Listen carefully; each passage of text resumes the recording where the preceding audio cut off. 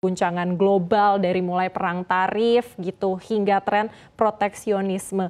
Nah, bagaimana nih Pak Budi, Apindo sendiri memandang dampak langsung dari ketegangan geopolitik global termasuk konflik dagang dan juga perang tarif terhadap dunia usaha di Indonesia? Baik, Mbak Sarah. Saya kira tadi di pembukaannya Anda sudah mengutip dari rekan saya, Mas Najib ya, tentang dampak-dampak utama. Prinsipnya begini, bahwa kita tahu di dalam bisnis, dalam makroekonomi, saat ini disrupsi adalah sesuatu keniscayaan. Tetapi dengan kondisi saat ini di mana kondisi geopolitik itu makin luar biasa, belum lagi ada perang dagang, unsur ketidakpastiannya semakin semakin tinggi. Mhm. Padahal kalau kita mau berusaha, itu kita mencoba meneropong adanya sebuah kepastian untuk kita bisa melakukan planning dengan baik dan seterusnya. Jadi dengan kata lain, dengan kondisi saat ini, dengan ketidakpastian yang makin tinggi, akan makin sulit pengusaha melakukan kalkulasi-kalkulasi bisnis ke depannya. Kira-kira secara very high level seperti itu. Baik, Pak Budi, sebenarnya apa sih kekhawatiran utama pelaku usaha nasional terkait dengan potensi kebangkitan proteksionisme di negara-negara mitra dagang seperti di AS, Eropa, dan juga Tiongkok gitu? Ya, saya kira kan ini sudah dibahas cukup panjang lebar Mhm. oleh banyak ahli dan seterusnya bahwa dunia ini kan dengan case di tahun 45, 46 Bretton Woods dan segala macam itu konsepnya kan adalah multilateralisme, di mana kemudian terjadi sebuah proses keseimbangan dagang, di mana yang memiliki added value di negara itu lebih tinggi akan bisa menjual ke tempat lain, sementara Mhm. tempat negara lain apa namanya memiliki added value yang lain. Nah itu kemudian terciptalah konsep multilateralisme. Tetapi ini kan diacak-acak Mhm. dengan konsep bipartisme dan proteksionisme. Tentu kembali apa namanya dalam dunia yang sudah sangat terkait apa namanya konsep proteksionisme ini akan mengganggu struktur perdagangan dunia gitu ya. Jadi setiap negara dan setiap perusahaan korporasi dalamnya sedang mencari bentuk yang terbaru karena tadi misalnya sudah disebutkan padat karya kita kan tekstil, alas kaki, furniture ya yang banyak ekspor ke Amerika tiba-tiba harus kehilangan income-nya. Shifting ke pasar yang lain juga tidak semudah itu. Nah, jadi hal-hal ini tentu kembali kita semua sedang lagi mencari bentuk akhirnya model baru ini seperti apa gitu. Dan itu akan mengakibatkan proses perdagangan menjadi apa namanya makin tidak pasti ke depan.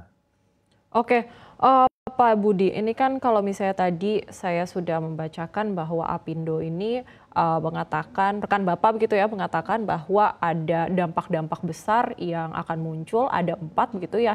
Em, di antaranya yang pertama pastinya ada PHK massal begitu ya. Nah, mungkin bagaimana nih dunia usaha Indonesia, khususnya di sektor manufaktur, Pak, em, untuk mungkin bisa mengantisipasi jika kebijakan Trump ini benar-benar kembali akan dilakukan gitu. Ya, tadi disampaikan oleh rekan saya PHK massal itu apa namanya benar adanya. Prinsipnya kan begini, Mhm. pengusaha pada saat kemudian terjadi tekanan terhadap pasarnya sehingga revenue-nya menurun, tidak punya pilihan lain ada dua hal. Satu adalah mencari pasar baru sehingga bisa tetap terjaga stream revenue-nya. Yang kedua adalah meningkatkan produktivitas dan efisiensi gitu. Hmm. Nah, produktivitas dan efisiensi pada titik tertentu akhirnya bisa menyangkut sumber daya manusia juga. Makanya kemudian rekan saya mengatakan adanya terjadi apa namanya PHK. Jadi dalam konteks industri apapun sebetulnya perusahaan apapun, manufaktur termasuk yang paling challenging adalah tadi bagaimana kita melakukan diversifikasi terhadap pasar baru kita. Di sisi lain kita terus-menerus berusaha apa namanya meningkatkan efisiensi dan produktivitas. Challenge-nya manufaktur kita itu juga bahan bakunya kadang juga tergantung dari orang lain, namanya juga manufaktur gitu ya. Jadi dia kan apa dalam satu rantai produksi kemudian meningkatkan value added dan dijual ke pasar gitu. Nah, ini akan menjadi tantangan yang lebih besar lagi sehingga kita tahu PMI kita menurun dan seterusnya, terkontraksi dan seterusnya. Jadi secara singkat itu dua rumus saja, cari pasar baru dan kemudian efisiensi produksi, Oke. produktivitas. Oke Pak Dan Budi, itu terkait berdampak pada dengan PHK. cari pasar baru begitu ya, apakah mungkin pelaku usaha Indonesia ini mulai mengalihkan fokus pasar ekspor dari yang tadinya negara-negara tujuannya itu adalah negara-negara maju dan akhirnya ini beralih mungkin ke negara berkembang sebagai bentuk diversifikasi resiko geopolitik, Pak?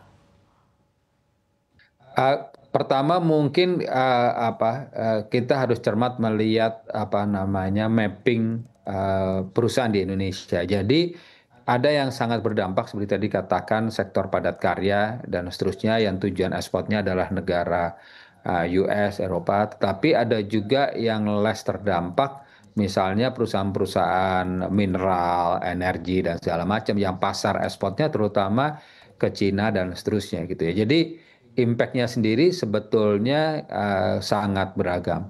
Nah, sekarang kalau fokus kembali pada kasus perang dagang ini dan seterusnya, di mana pasar yang utamanya ke US, ya apa namanya mau tidak mau, kemudian melakukan diversifikasi ke negara-negara yang lain.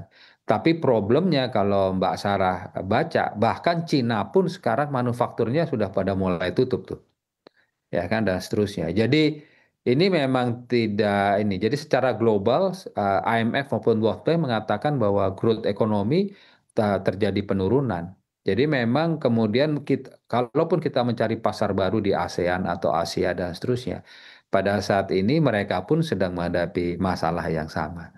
Jadi ini secara umum itu kita upayakan siapa yang paling efektif, paling efisien, dia yang bisa menang di kompetisi ini.